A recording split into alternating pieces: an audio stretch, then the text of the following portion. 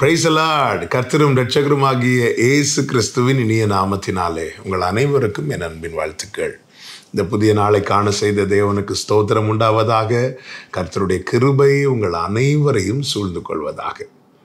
மத்தேயு சுவிசேஷம் 5வது அதிகாரம் அதனுடைய 48வது வசனம். ஆகையால் பரலோகத்தில் இருக்கிற உங்கள் பிதா பூரண சர்க்குணராய் இருக்கிறது போல நீங்களும் பூரண சர்க்குணராய் இருக்க கடவீர்கள். கர்த்தருடைய பரிசுத்த நாமத்திற்கு மகிமை உண்டாவதாக. பிதாவுடைய கேரக்டர், அவர் எப்படிப்பட்டவர் என்று அவரை கண்டு அவரோடவே இருந்த, அவரை விட்டு நமக்காக இந்த பூமியில் இறங்கி வந்த ஆண்டவராகிய இயேசு கிறிஸ்து சொல்லுகிறார், அவர் பூரண சர்க்குணர். Heavenly father perfect God, perfect father. பூரண சர்க்குணர் என்று சொல்லும்போது அவரிடத்தில் இந்த கெட்ட குணமே கிடையாது, கெட்ட குணமே கிடையாது. ஒருத்தங்க கெட்டு போகணும், ஒருத்தங்க நல்லா இருக்கக்கூடாது, ஒருத்தங்க வளரக்கூடாது, ஒருத்தங்க வாழக்கூடாது, அவங்க விழணும், அவங்க அடி வாங்கணும், அவங்க வாழ்க்கையில் கஷ்டப்படணும், இப்படிப்பட்ட குணமே அவருக்கு கிடையாதாம். பூரண சர்க்குணர். அப்படிப்பட்ட பிதாவை நாம் இப்பொழுது எப்படி அழைக்கிறோம் தெரியுமா? அப்பா என்று அழைக்கிறோம். அந்த புத்திர ஸ்வீகாரத்தை அவரை ஏற்றுக்கொள்ளும் போது நாம் பெற்றுக்கொள்ளுகிறோம். ஆவியானவர் நம்முடைய ஆவியுடனே இணைந்து அவரை அப்பா என்று அழைக்க வைக்கிறார். அப்படி என்றால் நாம் யாரை அப்பா என்று அழைக்கிறோமோ அவருடைய குணம் எப்படிப்பட்ட குணம் தெரியுமா? பூரண சர்க்குணர். அவரிடத்துல கெட்ட குணமே கிடையாது. அப்போ நான் யார் அப்பான்னு கூப்பிடுறேனோ அவர் எப்படியோ அப்படி நான் இருக்க வேண்டும். இதுதான் இயேசு போதிக்கிறார். இப்படி இருக்கதான் இயேசு வாழ்ந்து காட்டுகிறார். ஆமென். இந்த நாளில் என்னை கேட்டுக்கொண்டிருக்கிற அன்பு சகோதரா சகோதரி, நாம் எந்த கேரக்டரை வெளிப்படுத்துகிறோம்? அவருடைய பிள்ளைகள் என்று நாம் அறியப்படுவது அல்லவா நமக்கு மேன்மை. நம்ம அப்பா யாரு? அவருக்குள்ள கெட்ட குணமே கிடையாது.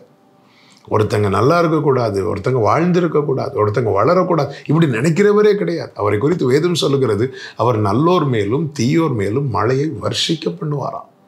அப்போ அவரை அப்பா என்று அழைக்கிற நமக்குள்ளேயும் எந்த சுபாவம் இருக்கக்கூடாது தெரியுமா? கெட்ட குணம் இருக்கக்கூடாது.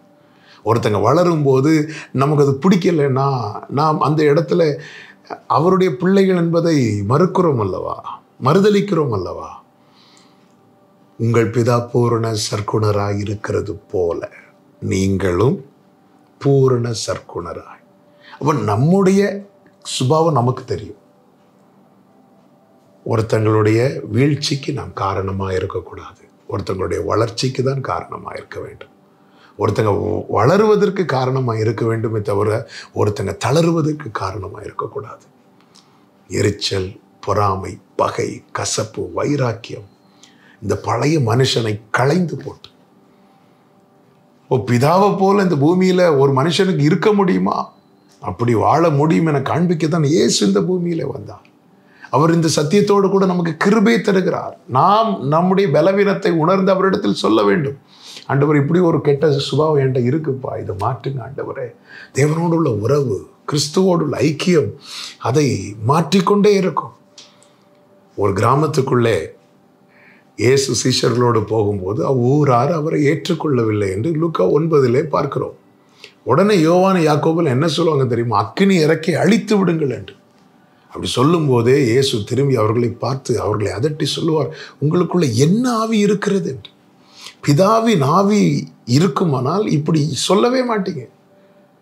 அப்படிப்பட்டவர்களை தான் கர்த்தர் டியூன் பண்ணி பரிசுத்த ஆவியை பெற்றுக்கொள்ள வைத்து அந்த யோவானை கொண்டு நிருபத்தை எழுதும்போது அந்த நிருபத்தில் மொத்தமாகவே அந்த நிருபத்தை ஒரே வார்த்தையில் எடுக்கணும்னா அன்பு என்று சொல்லலாம். அன்பு அன்பு அன்பு அப்படியே எழுத வச்சிட்டு இருக்கிறார்.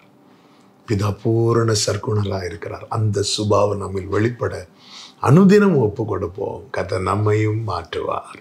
ஜெபிக்கலாமா? எங்கள் நல்ல தகப்பனே, நீர் பூரண சர்க்குணராக இருக்கிறது போல நாங்களும் காணப்பட எங்களை உருவாக்குவீராக. இந்த கெட்ட சுபாவம், எங்களுக்குள்ளே தங்கியிருக்கவே கூடாதப்பா. எங்களை ஒரு விசை கூட சுத்திகரியும்.